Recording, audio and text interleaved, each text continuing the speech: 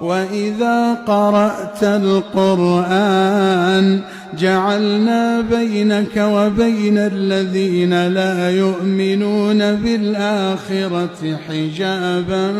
مستورا وجعلنا على قلوبهم أكنة أن يفقهوه وفي آذانهم وقرا وإذا ذكرت ربك في القرآن وحده ولوا على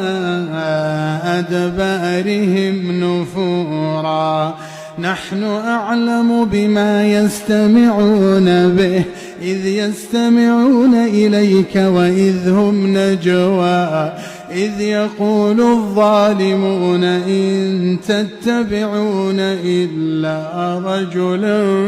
مسحورا